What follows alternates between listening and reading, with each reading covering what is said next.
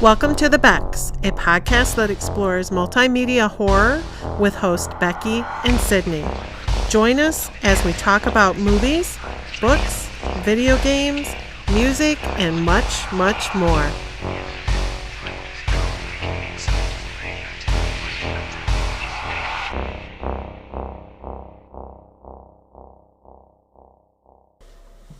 Thank you so much for joining us. My name is Sydney Rebecca. And I'm Rebecca Snow. And we're the Becks. This episode, we're talking about The Call of Cthulhu by H.P. Lovecraft. And if you hear the tippy-tappies, it's because we have a friend again with us, but it's the other one this time. She's the real annoying one that has dementia and barks 24 hours a day, it seems.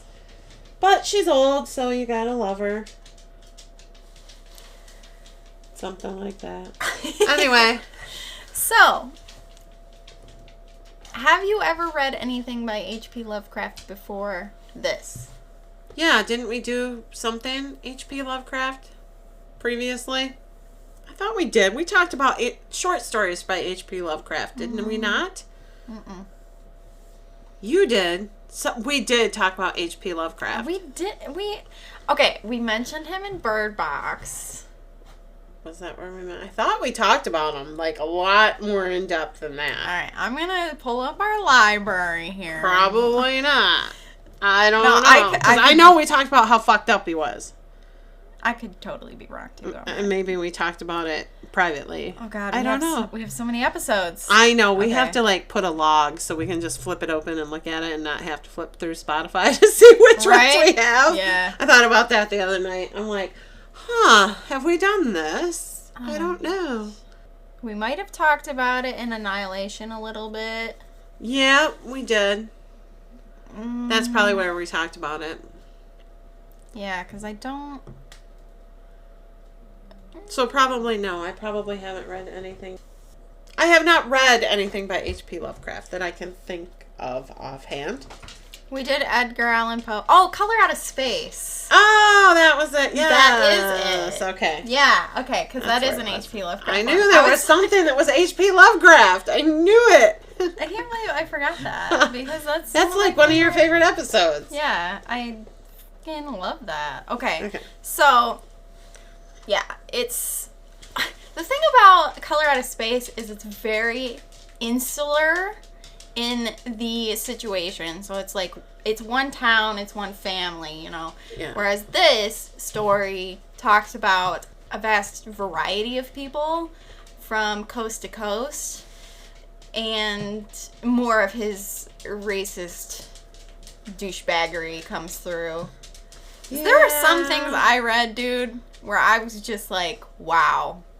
Yeah, that's... Yeah. Yep. The main character is named Francis, and he is recounting basically how he found out about... Oh my god! Sorry! I was opening... Excuse me. My hoopla! And somehow something else opened up. Then there you go. Woo! Okay, it's gonna be a night. It's a new year! Yeah, we're celebrating the Lunar New Year because the actual New Year, based on the Gregorian calendar? I don't fucking know. Anyway, it wasn't very good for anyone involved, so we're trying to start fresh. Yes. Anyway, so Francis, his granduncle, which is a fake fucking thing, by the way. Shut up. Granduncle? I think it's great uncle, but they call him granduncle. Oh, okay. Yeah, I know. I heard that too and was like, ooh, granduncle. But I'm pretty sure it's a great uncle. Well, both Francis and his uncle, granduncle, like to smell their own farts. They just are so obsessed with how smart they are and how great they are. And I just can't deal with it at certain points. He finds the notes from his uncle, and he finds this sculpture along the notes. Like, it's locked so it's a regular puzzle box, and then it's locked inside another smaller box. His uncle does not want people to have access to this sculpture. Francis even remarks at a point where he says, I think my uncle didn't want anybody to find this stuff. But I'm so smart and awesome that I'm gonna investigate more of this, even though I probably think he died because of it, but it won't happen to me because I'm so great and awesome. Of course. Right. Which, one of my notes when I was going through was the fact that he was like, they said that it was natural death. They said that my uncle died a natural death, but I suspect something more sinister. And all I could think was the fact that this man was 92 years old in 1927. I know. I thought that too. I'm like, what? Which, to give him some credit, he was right, but also he was 92. Exactly. Something was gonna get him. Yeah. No, agreed. Yeah. The statue's creepy. It's a cross between a squid and a dragon and a human. Yeah, that just doesn't sound like a fun time, does it? No. No. It really disturbs Francis. He doesn't like it. But does it turn him off from investigating more? No. As far as horror goes, this book has a lot of really quotable lines. There's so many that I really, really liked. One of the first things that this short story opens up with is him talking about how basically humans are so small compared to the vast cosmos, and knowledge of where we came from and what's out there could turn us mad, basically. Yeah. He said, Just gonna bark again. It chills me when I think of it and maddens me when I dream of it. Which is fucking hard as shit, dude. No, yeah. I thought that too when I read that or listened to that. I was like, oh. I'm like, oh. So we both did try to do the audio. Well, Becky more successfully did the audiobook. I was having a hard time because it is old-fashioned language. I had a hard time listening to this one. I did listen to the In the Mountains of Madness and didn't have as hard of a time. For some reason, I could not, brain it. I couldn't. So I just got the ebook and did it. And it worked out because I could annotate it and stuff. So his uncle dies. He got pushed by a black person and fell ill. That's not what they said. It was definitely a racist comment. It was definitely not what they said. Mm-hmm. But, yeah.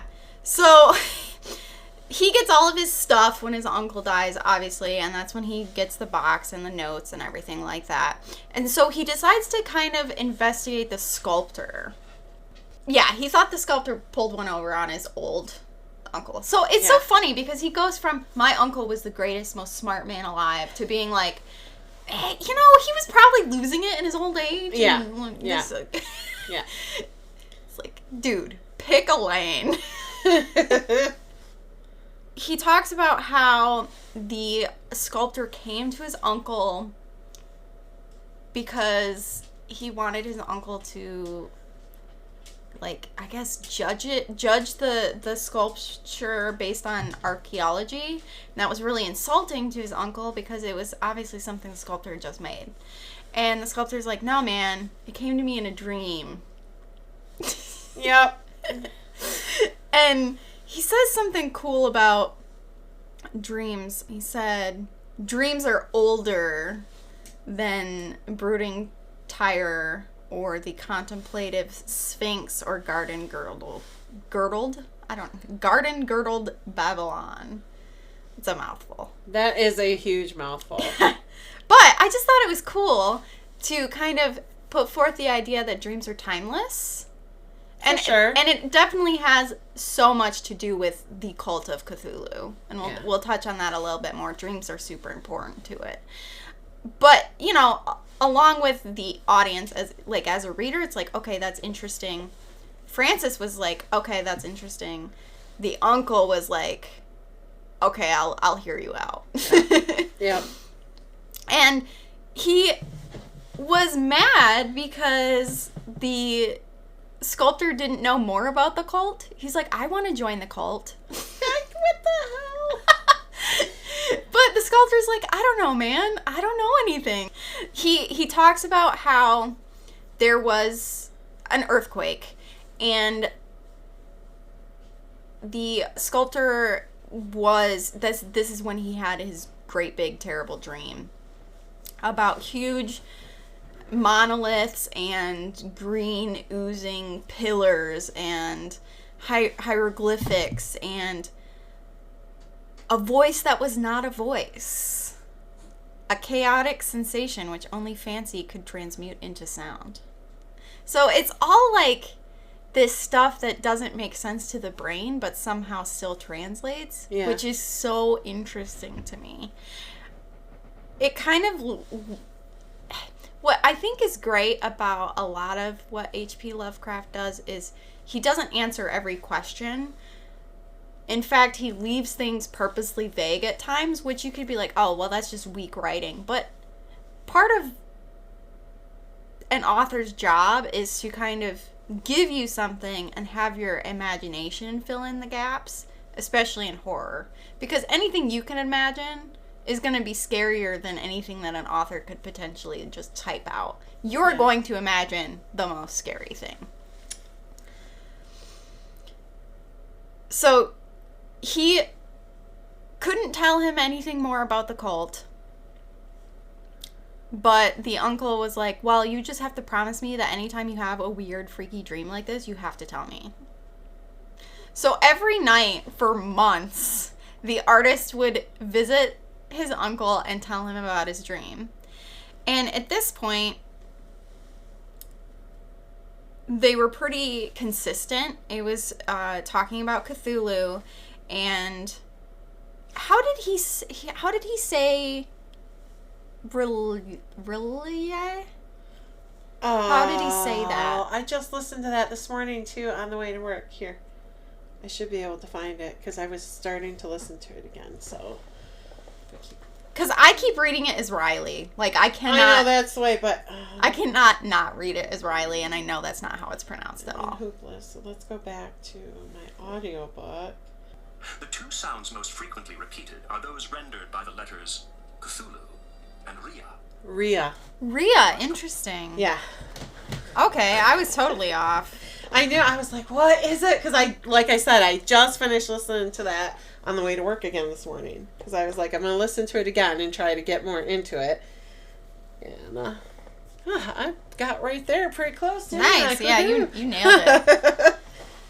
So at a certain point, this is about a month into it, the sculptor does not appear. So the uncle calls his family and is like, what's going on? And he had fallen into like this terrible fit of unconsciousness and delirium, and he was acting like he had a really bad fever, but his temperature was normal, so they were just like, well, he's just sick, I don't know.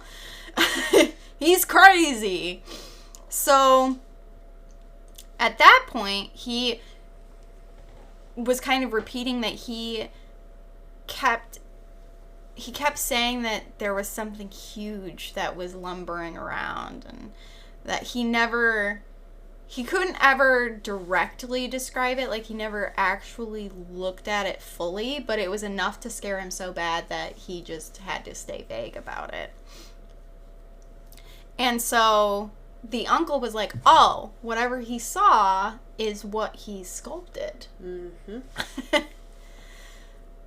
I'm sorry, but if someone gave me the most fucked up looking sculpture and was like, I think this thing is real and it's potentially as tall as skyscrapers and will eat you, I'd be like, okay, let's put you on some opium. Let's get this under control, my little friend. And if opium doesn't help, then consider keeping the thoughts completely to yourself. I don't want to know. It's scary. Well, yeah, for sure. So about a week later, the sculptor wakes up and is fine. And he doesn't get any weird dreams anymore. It completely stopped. He had no idea what had happened while he was in his, like, fugue state. But he never got any... He got dreams, but they were all, like, mundane stuff. Yeah. And the professor was very disappointed by this. So again, going through his uncle's notes and stuff, Francis is like, dude, he really just is pulling the longest con possible over my uncle. So he's mad. He's like, I'm gonna go call on this guy. I'm gonna tell him what's what. So he shows up at this poor man's apartment, and then the sculptor is he's likable. Yeah. And Francis immediately, like, believes everything. He's like, this dude's honest. He may be kind of crazy, like a weird artist guy, but he's not lying. Yep. So what's up with that? One thing I thought was interesting, too, was at this point, the notes and stuff changed to his uncle having recorded all of the things that were happening in the world at the same time as this fit happened to the sculptor. And it was everyone from, like, scientific minds to artistic minds. The artistic minds tended to be more affected by dreams and visions, like what the sculptor experienced himself. Like, there was always a very huge similarity. One thing I thought was interesting was one of the terms H.P. Lovecraft uses to describe, like, particularly the people in New England, was salt of the earth. Yeah. I thought that was more of, like, a modern saying. I guess I don't really know where it came from. I don't either. I would have, yeah. But it kind of blew my mind to read it, because I thought it was more of a modern idiom. And not that 100 years ago was really that long ago in the grand scheme of things, but... Yeah, but we have kids walking around saying 6, 7. Salt of the earth is like a real thing. You wouldn't think it would last all of this time when the slang and the sayings are so... Interesting. Yep, that's what they are. Well, anyway. He said... Over a fourth of those who reported anything reported scenes and half sounds not unlike those which Wilcox, the sculptor, had described. Some of the dreamers confessed acute fear of the gigantic nameless thing visible towards the last. So these people were all dreaming about the same thing. That would freak me the fuck out, dude. It would freak me out too. I'd be like, okay, you need to lock me up somewhere safe. Like, put me someplace where I'm safe, because clearly something is happening. And I need to not be here when it does. The thought of having the same dream as someone else is terrifying to me. It is creepy. Well, and especially because it's nothing mundane. It's actually scary. Yeah. But it would still scare me if tomorrow we came to work and I was like, hey, Sydney, I had this really weird dream. I was walking through a field of flowers and picked one and I had a sneezing attack and you looked at me and said, oh my God, I had the same dream. I'd be like, what in the absolute fuck? Because that would just freak me out, right? But let alone to have terrifying dreams that are the same, that's just worse. It's just so funny because Francis even talks about how if anyone had connected it, there would have been, like, mass hysteria, but nobody did connect it for whatever reason. Like, there wasn't just people having bad dreams, there was civil unrest everywhere. So, just craziness. So then he gets to the piece of the notes that's talking about the Inspector Legrasse. And we get some really racist shit about Louisianians. Holy fuck. This dude is bad. It's bad. It's such a gross misunderstanding of voodoo that I think, ever read. Yeah. It's bad. Like, I haven't read a lot about voodoo, but yeah, it is pretty rough. So. I can't believe I just said pretty rough. Pretty rough?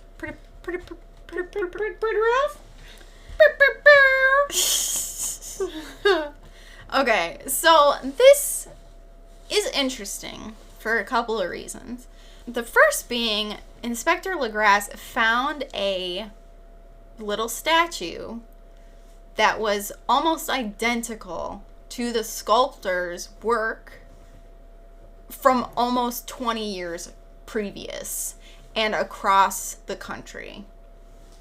So when our narrator here, comes across it, and even his uncle, they were both like, oh, the sculptor must have seen this somewhere at some point.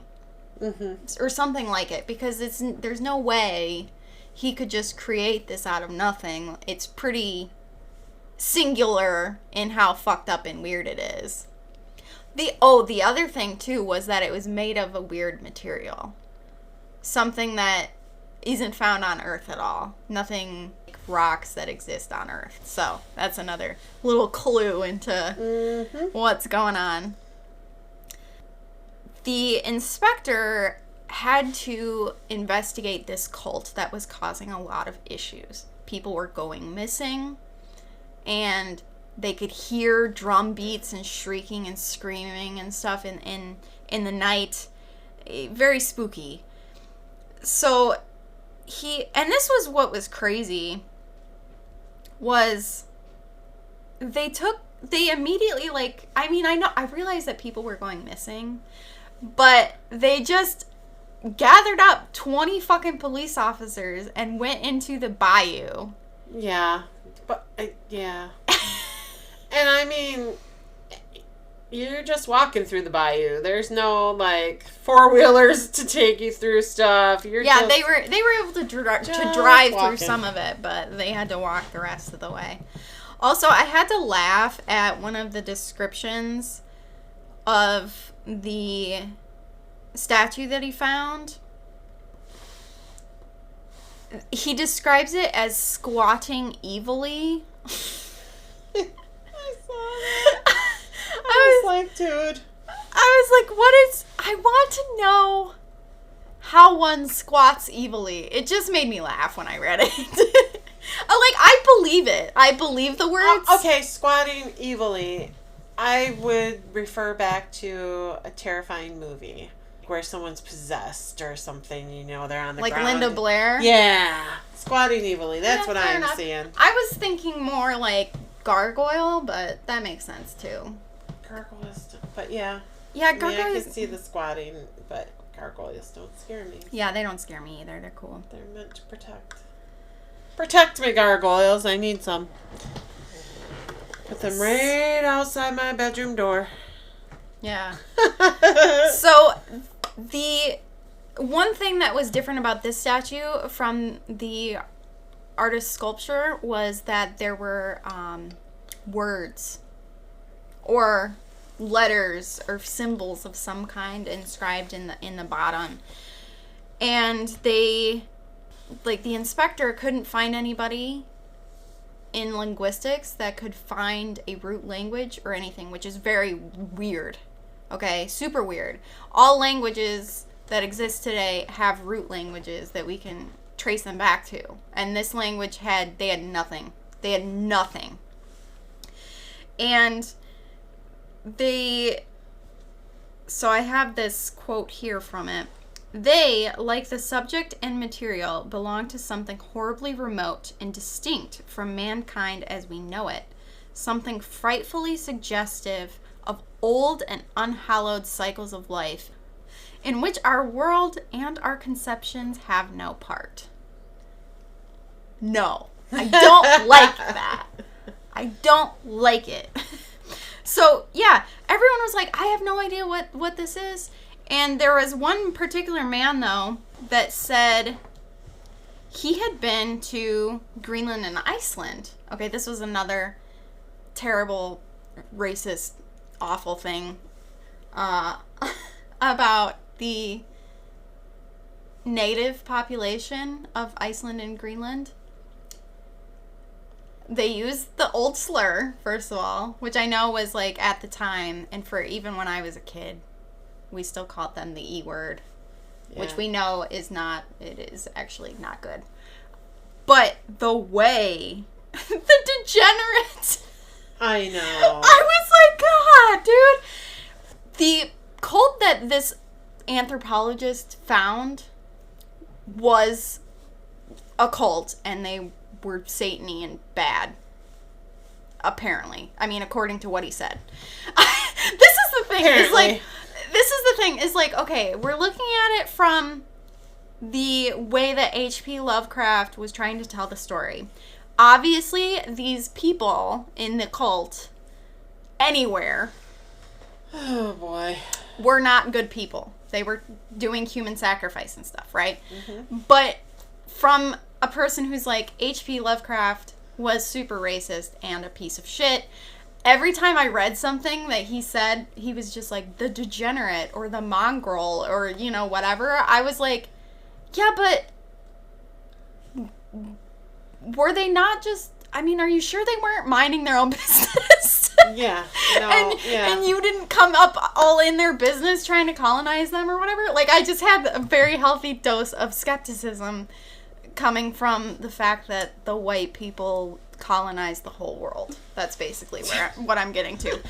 Anyway, so he talks about how they, to be fair, they were different from the other E words. They were obviously more evil than the other E words, right? I can't, dude. I mean, I guess back in the day, that's what they did. That's the words they used, but right. Man, you just yeah. So there was nameless rites and human sacrifices and rituals, and there was an elder devil that they prayed to, and the wizard priest, which made me laugh. He has such a way with using interesting words. He uses fetish and orgy a lot. Yeah, I noticed that too. I was like, what? What? And what terms are what? Yeah. So anyway, basically, this anthropologist is like, when I was investigating these people, they had the same alphabet, written language, whatever, and they would, the thing that made me laugh was Eskimo wizards and the Louisiana swamp priests. Yeah. Yeah. I was like, that's like a great band name. If it didn't have a slur in it, it'd be pretty funny. That would be pretty funny. So they chanted to the idol, which I'm not even going to attempt to say. Yeah, and I probably can't find it in the... But lucky for you guys, lucky for me, as someone who likes to read things she understands, there was a translation provided. Nice. And he said that the text that they were reading and chanting meant in his house at, how do we say it again? Rhea. Rhea, thank you. In his house at Rhea, dead Cthulhu waits dreaming. That's Creepy! Super creepy. Yeah. Super, super creepy. I don't dead Cthulhu. Go away, dead Cthulhu. Cthulhu is fun to say, though. It is. It's very satisfying. Yeah. So what they did was they investigated, they basically, when they got to the cult in the Louisiana bayou, they went in guns blazing, which is insane. I mean, they did, to be fair, they did see the dead bodies of the missing people. Like, that was a thing. Yes. You know, they kind of...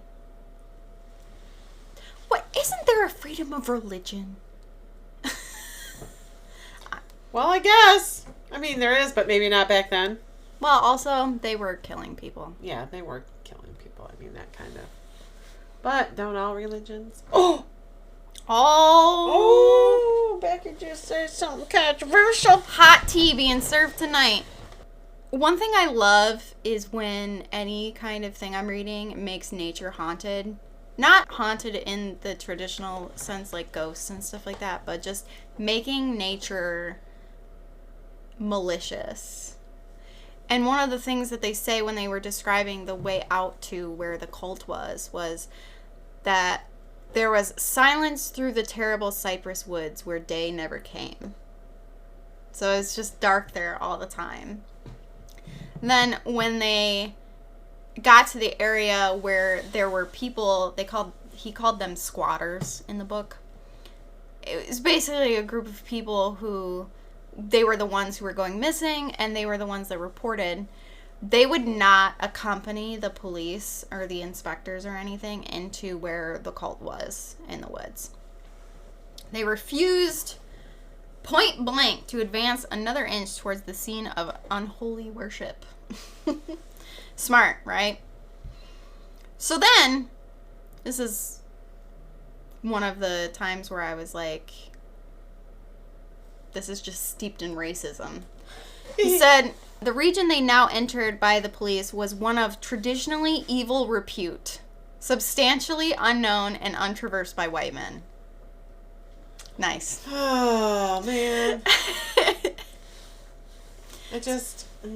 But he does talk about how there was a legend in that area about something that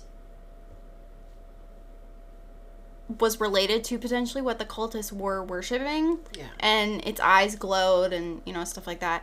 And one thing he said specifically, it was nightmare itself, and to see it was to die. I know. I'm like, oh. And then, later on, only poetry or madness could justify the noises heard by Legrasse's men. And this is when he goes to town with the orgy words. Orgiastic license? What? What is an orgiastic license? Animal fury and orgiastic license here whipped themselves to demonic heights. Oh my God, stop. I literally put an annotation that said, this man has got to find a different word to use. Yeah. He uses it multiple times in this story, and it's not a very long story. So it's kind of really like, orgy. Oh, orgy. Oh, orgialistic. Like, we're just gonna use every way we can the word orgy. But maybe back then it didn't, to us, and they were all naked. It doesn't say that they were actually doing sexual things, just that they were, dancing around the fire naked, chanting, there were dead bodies there, etc.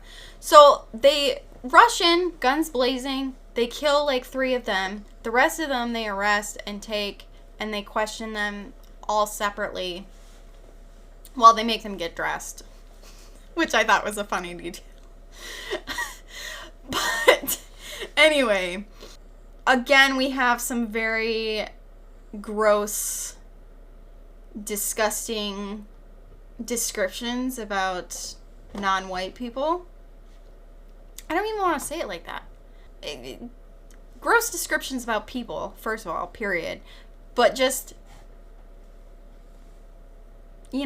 Pacific Islanders, Native Americans, African Americans, he uses all the fun language for that.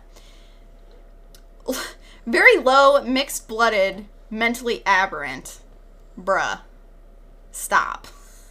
So bad. And he calls their faith loathsome, which, again, in the context of what they were doing, fine. But also... Anyway.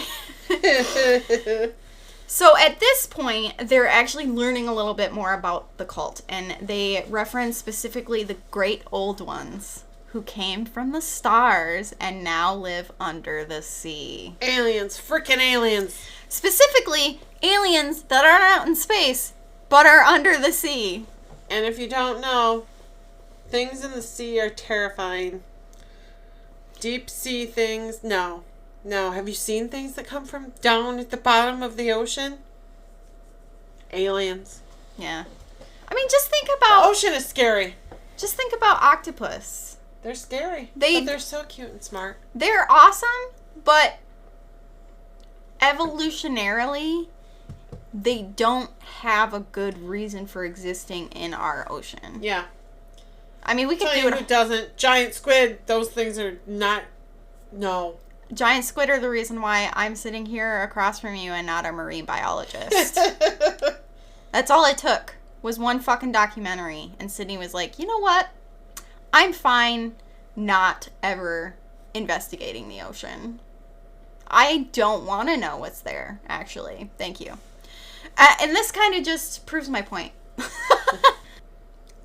Talk about Cthulhu, how the cult existed then and would always exist, and how Cthulhu is under the waters in his mighty city.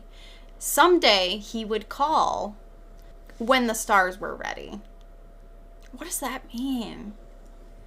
What do you mean? So basically, they do explain it. It's like the stars aligning, basically. The planetary I don't want that. position. Yes. No, Once that's right, once it's where it's supposed to be again, he'll come calling. Like a bad date. Anyway. Yeah. So they got to this point and the cultists wouldn't talk about it anymore. They said, this is a direct quote, "Meanwhile, no more must be told. There was a secret which even torture could not extract. Mankind was not absolutely alone among the conscious things of earth, for shapes came out of the dark to visit the faithful few." No thanks. No. I'm good. It's so scary. It is. Yeah. This one particular informant was really useful to them. His name was Castro, and he's the one that gave them most of this information. And he basically said that the great old ones were not composed of flesh and blood. They had shape, but the shape was not made of matter.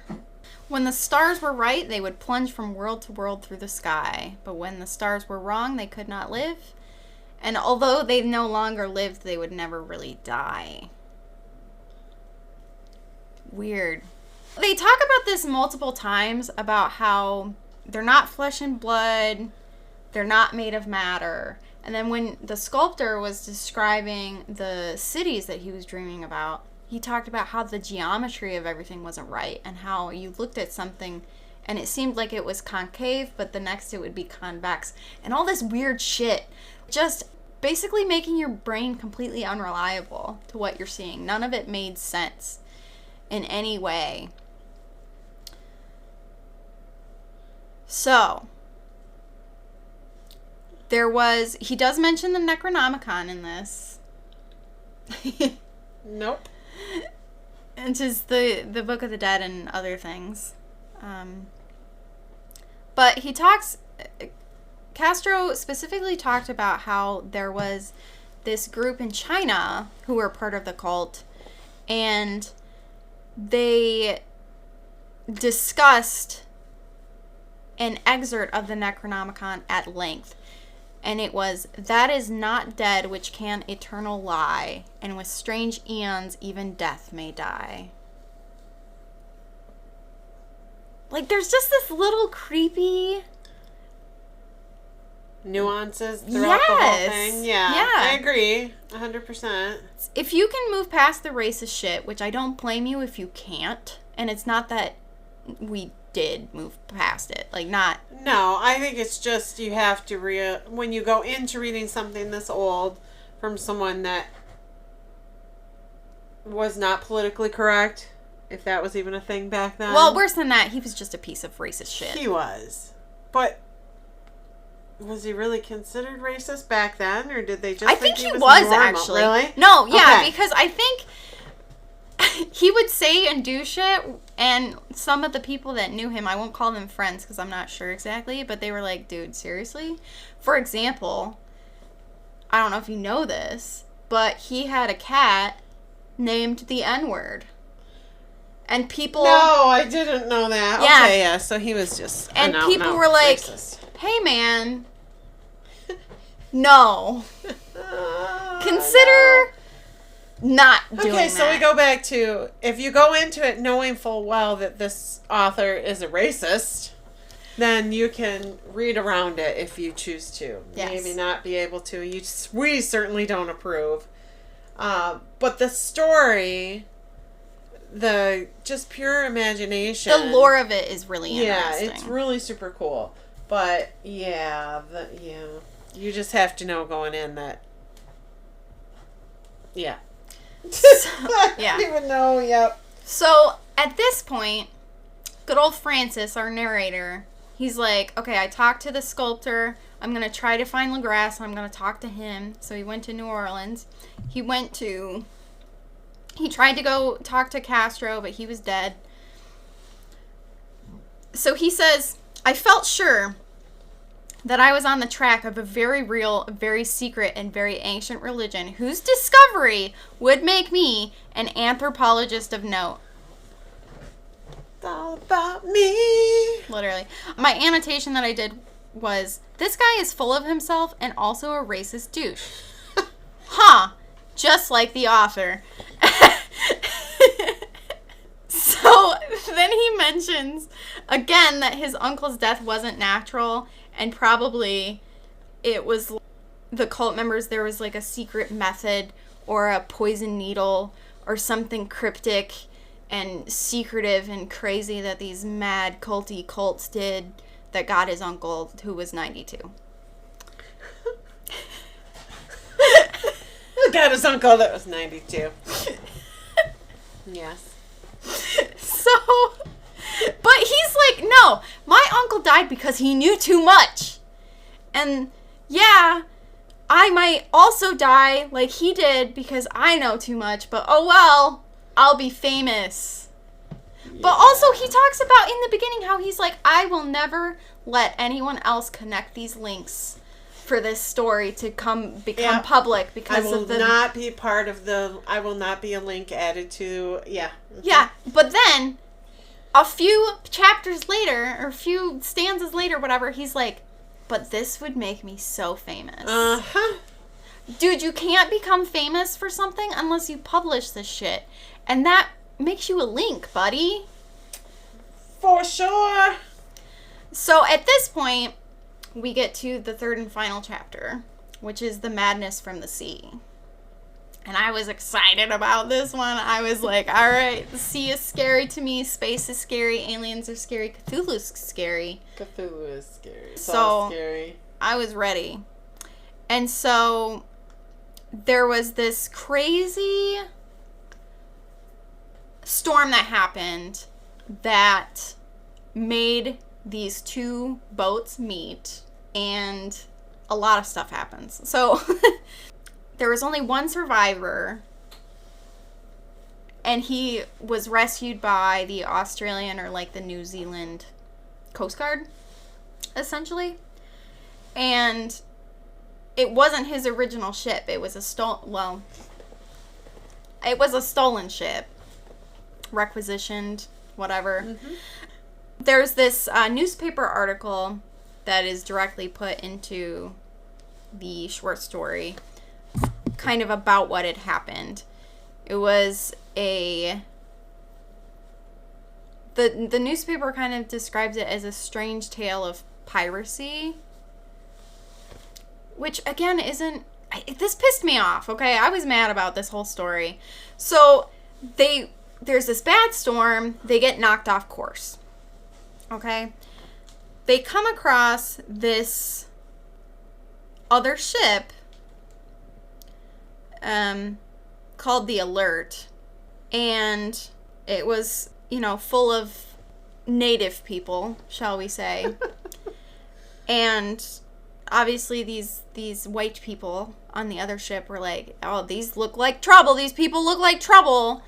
So as you do. The Alert, the quote-unquote pirates ship, told the captain of the Emma to go back to where they came from. Mm-hmm. And the captain was like, no, I'm not going to do that. So then... You can't tell me what to do. Yeah. Keep in mind, he is off course. He should go back to where the fuck he was. Yeah. And find out where he is and, you know, whatever. For sure. So he's trespassing, okay? This is not how this story is meant to be read, but I'm telling you.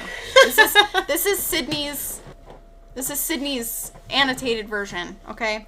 So they're trespassing, and then the other crew, the pirates, quote unquote, fire on their ship. Like, okay, you're not gonna leave? We're gonna fucking drown you. Mm-hmm. They were trespassing. Okay, I'm just saying. It doesn't go well. The Emma starts sinking. But the crew of the Emma are very hardy, strong white men. So they, you know, board the other ship and kill all of the crew and take the ship. A lot of the Emma's crew die through, they drown. They get killed by the pirates, whatever. So there's only a few of them left.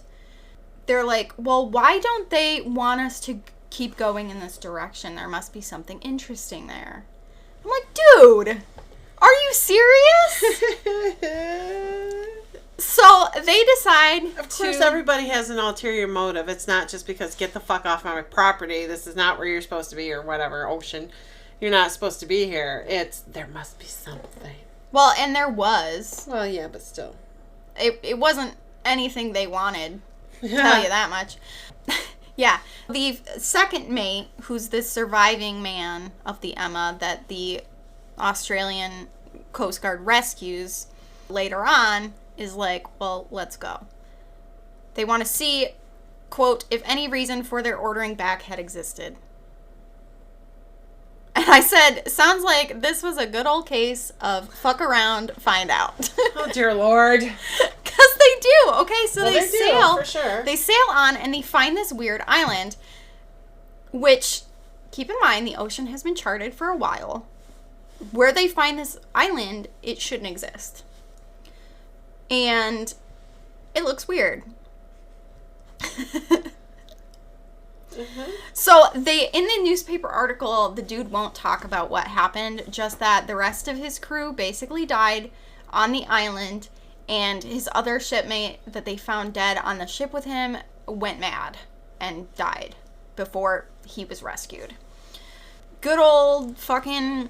I can't stand this guy. So, good old narrator, he has to go to Australia, obviously, to figure out what's going on. Or, well, he actually goes to Norway because the guy goes home. But either way, I'm like, okay, this dude is the richest, fucking most obnoxious.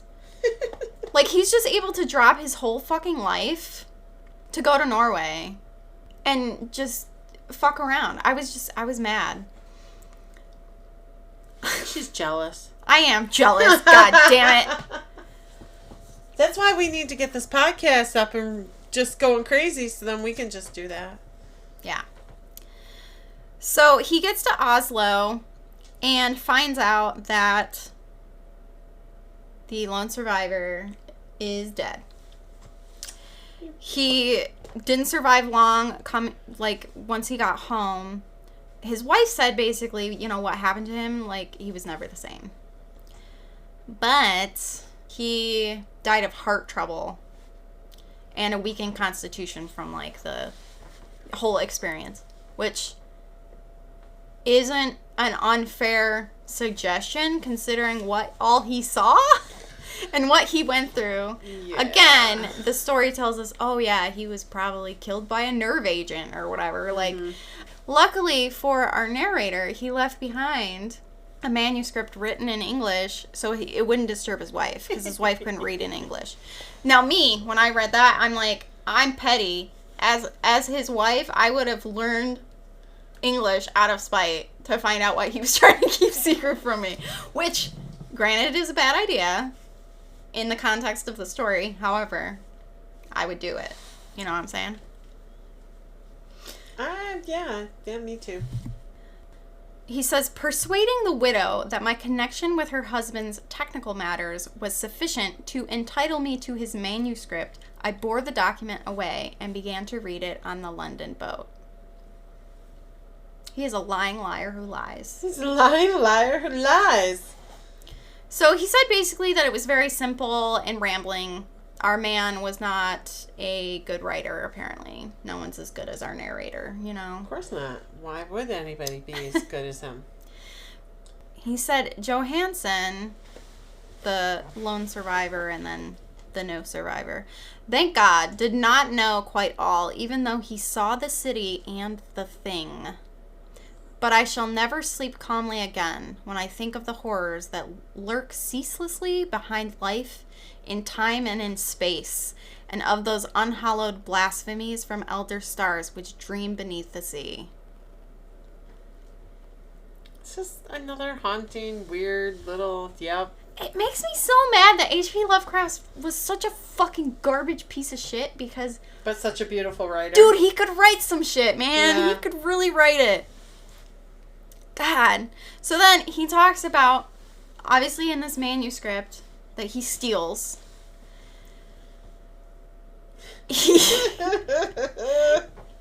Johansson recounts what happened once they set sail for that mystery island and what actually happened when they got there. He describes what the island kind of looks like, and you get, at least the narrator, he gets the impression that it's very similar to what the sculptor dreamed of when he dreamt of the old cities. There was, a single mountaintop where he kind of extrapolated was where Cthulhu himself, their selves, whatever, was buried. And these poor fucking sailors, well, never mind.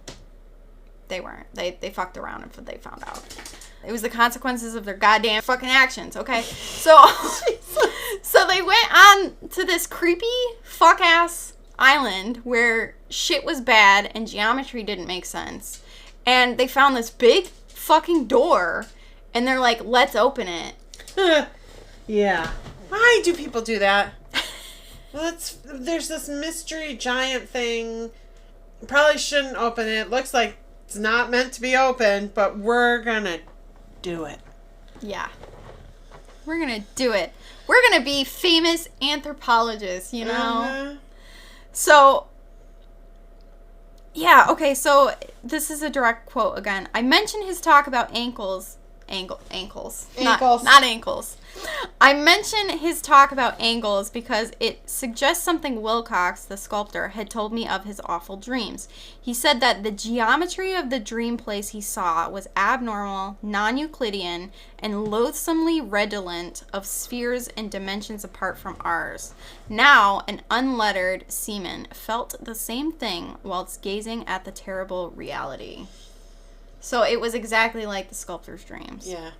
Yeah. And this is another thing, like a second glance showed concavity after the first showed convexity. Like, stuff's weird. It's not right. It's unnatural. Nothing makes sense. They open the door. I mean, they figure out how to open the door. It's not easy to open the door. I am still impressed that they somehow did open the door. I don't know how you do it accidentally, but whatever. But it was huge. The door was huge. And this is what I'm thinking, right? Barring some, like, very extravagant set pieces in movies and stuff like that, there's arches that exist in these old things in Greece and Egypt and stuff like that.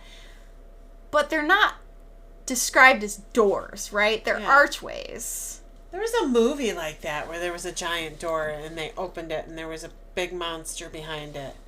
What movie was that? Well, you remember when we did Love, Death, and Robots? Yeah. That was straight out of the Cthulhu mythos.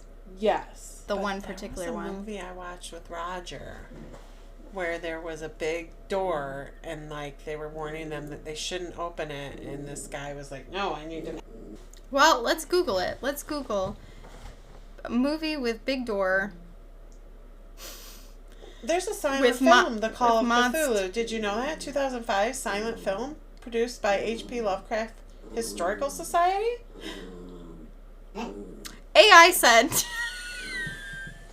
Oh, God. What did AI say? I'm dead. Okay, so I literally searched Google, movie with big door, with monster behind it. Okay. The AI said, based on your description, the most likely movie is Monsters, Inc. Oh my God. This is true. This is really fucking true. I can't. And guess who's behind the door? Boo. Boo's behind the door. Oh God, I can't. In the Mouth of Madness, a John Carpenter film that, while not a direct book, Yep. I knew as soon as I tried to say adaptation, it was not coming along. While not a direct book adaptation, is heavily inspired by the Cthulhu mythos and considered a god-tier Lovecraftian horror. So I wonder if that's what I watched. We should watch it. We should watch the silent film too. Yeah, for sure. Anyway, sorry, I didn't mean to interrupt, but it just like we were talking about it, and I remember listening to it, and I was like, that sounds like a stupid movie I watched with Roger. Just some dumb, because he watches all those action crazy things all the time. Well, when I read the Mountains of Madness, they do talk about the great old ones that are in the sea and stuff like that. So there's a whole like subgroup of Lovecraftian stories that are all part of the Cthulhu mythos. So I wonder if you said it was called The Mouth of Madness? In the Mouth of Madness, yeah. I wonder if it's like kind of an amalgamation of all the stories. And like they said, it's not a direct adaptation, but the H.P. Lovecraft Historical Society was part of it, so it might be kind of good. And John Carpenter. I do love John Carpenter. Yeah, so interesting. So anyway, they opened the big door. There was a darkness beyond the doorway that they describe as almost material, which is creepy. You know when darkness is so dark that it feels like a physical thing? I hate that. That terrifies me. Yeah, it's like oppressive and heavy and just weird. That is what I got from that sentence when I read it. I was like, oh, good. Yeah. Okay. No. Yeah, I feel it. I've been there. Yep. No. And they even said that, like, it should have been... When the door opened, you should have been able to see into that area more than you could. Mm-hmm. There was something stopping you from it. The thing was revealed. The thing. It was stinky, by the way. I do want to say. The odor rising from the newly opened depths was intolerable. Hawkins, one of the crew members, thought he heard a nasty slopping sound down there. No. Nope. No. Everyone was listening still when it lumbered slobberingly into sight. Slobberingly. And that's how I imagine it sounding. And gropingly squeezed its gelatinous green immensity through the black doorway. Nice. So he talks about how his handwriting at this point in this manuscript almost gives out. Well, no kidding. Dude. He thinks that 2 of the men that were with him at that point died instantly from how fucking scared they were. Yeah. Which is valid. He said, the thing cannot be described. There is no language for such abysms of shrieking and immemorial lunacy, such eldritch contradictions of all matter, force, and cosmic order. A mountain walked or stumbled. God. I'm sitting here reading it as you're reading it. It's so horrible. It's so creepy. Yeah. Like I said, I can't necessarily recommend this work in good conscience because of how bad he was, but also there is a way that H.P. Lovecraft has with words that is just, it can't be denied, unfortunately. No, it's very true. It attacks who's left and, like, grabs him up and eats them, squishes them. I don't know. I love how it says, 3 men were swept up by the flabby claws. Flabby claws. I know it. That's why the fucking... like, some of the things he says. Like, okay, so Johansson starts running. He's like, I'm fucking out of here. And Bryden was the guy who went mad on the boat. So they reach the boat, and they try to get away. And then he says, the mountainous monstrosity flopped down the slimy stones and hesitated, floundering at the edge of the water. So this made me laugh, and it's so funny. I don't understand why. I don't know if it's like the absurdity of the language when you're talking about something so scary, but the way he describes it is almost kind of stupid. No, it is. I like, as he goes on and he talks about it going into the water, I'm like, I just, yeah.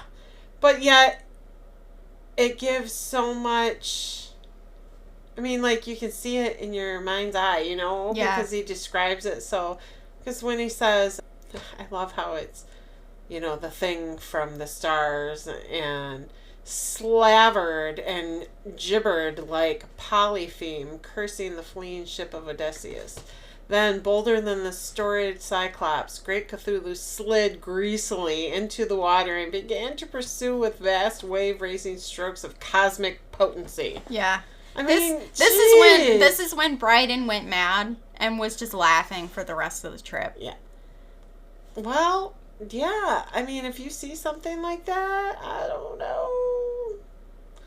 Yeah. I think I'd probably lose my mind too. I mean, Johansson was like, this thing is gonna catch up with us and it's going to eat us and it'll be bad. Like, it'll be terrible. So he's pushing the boat as fast as it can go. And he says, and they're kind of finally pulling away from it.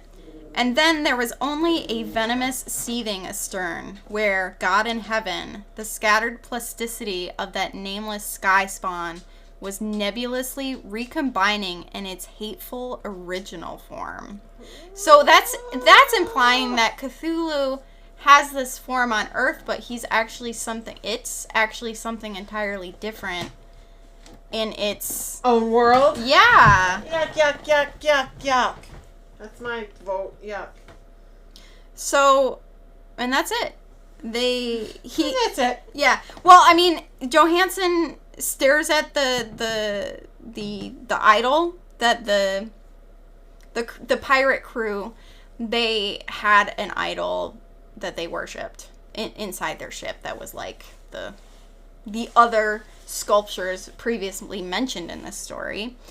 Then there was a big storm, and Johansson describes that there is a sense of spectral whirling through liquid gulfs of infinity, of dizzying rides through reeling universes on a comet's tail, and of hysterical plunges from the pit to the moon, and from the moon back again to the pit, all livened by a cachinating chorus of the distorted, hilarious elder gods and the green, bat-winged mocking imps of Tartarus.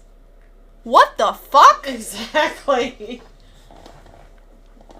Insane. So he even says in his manuscript, Johansson again says, I can't even tell you all of it. Like, what I'm telling you isn't even all of it. I would go mad if I told you all of it. But that's why he wrote it, and he wrote it in English. He knew he could never publish it because he would get locked up, which is fair. Yeah. Probably that's what would happen. But he didn't have to worry about that, actually, because he got assassinated by the cult. So it's fine. So, our lovely narrator says, actually, I was right. I shouldn't publish any of this. Yeah. I will not be the link. I have looked upon all that the universe has to hold of horror, and even the skies of spring and the flowers of summer must ever afterward be poison to me. Damn, this dude got fucked up. Yeah. He didn't even really see it. He just read it. Yeah. Oof. So I find it interesting that Cthulhu was released, sort of, but not in the correct way. So, like, the cultists didn't really do it. Yeah. So he was released for a time, but then he's back to slumbering under the water. He says he must have been trapped by the sinking whilst within his black abyss, or else the world would by now be screaming with fright and frenzy. Who knows the end? Oof. Yep, what has risen may sink, and what has sunk may rise. Oh! Yep. Loathsomeness waits and dreams in the deep, and decay spreads over the tottering cities of men. A time will come. Oof. Yeah. And it's implied by his last sentence that this was published posthumously. So, you know, the cult got him too. He knew too much, and now we know too much. We do know too much. Wow. This is not good. It's all Sydney's fault. She chose this one. Sorry. And we're going to the ocean soon. Oh, I didn't think about that.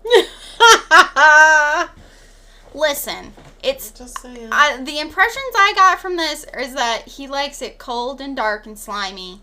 And we are not going to a cold, dark, slimy place. We're going to a nice, bright, sunny, dry place. We are. I'm excited. No green ooze allowed. No green ooze allowed. And if we find any weird statues sitting anywhere, we're just going to mind our own business. How's that sound? Sounds good to me.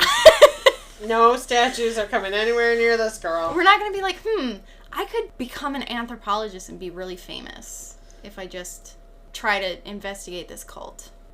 I'm not gullible enough to join a cult, but I am nosy enough.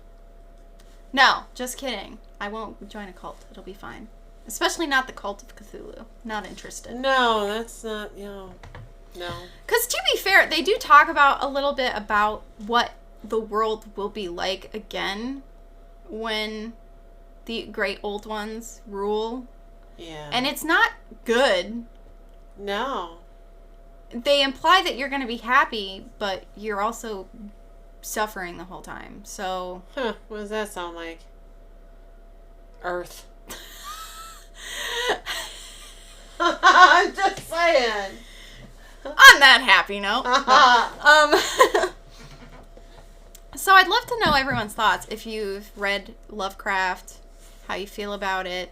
You know, if you like this story, if there are better stories that you want us to talk about. I think in the future we might have to check out that John Carpenter movie, though, for sure. Yeah, for sure. And then the silent film that they did, too. Yeah. That'd be neat to watch, just to see. Probably at least one of those is on Tubi, because Tubi has everything. I know, it's weird. Very obscure shit on Tubi. Definitely. We like it, though. So next episode, we're talking about The Secret Window. Yeah, just because I'm a Johnny Depp fan. And is that the only scary one he's in? I think it is. Well, he did Sleepy Hollow. Oh, yeah. Which is technically... Yeah. Yeah. And he did Sweeney Todd, which is also horror. Sweeney Todd is definitely... He did a great job in Sweeney Todd. He was good in Sweeney Todd. But I know that Secret Window does not have a huge following, and people did not like it, so I'm excited to talk about it. I am too. I wonder why people didn't like it, but know. I'm sure we'll talk about it. You've seen it? Or have No. you not? Oh! Well, I think I have, but it's been so fucking long. Okay. I couldn't tell you a I have to watch it now, but I've watched it multiple times, probably because I'm in love with Johnny Depp. Husband number 2. Do you hear me? Hi, Johnny. I could not tell you a single fucking thing about that movie. Okay, well, that's good. I know that Anything Johnny for Depp's you. in it. That's all I know. So, yeah. Today the pod, tomorrow the world. My name is Sydney Rebecca. And I'm Rebecca Snow. And we're the Becks.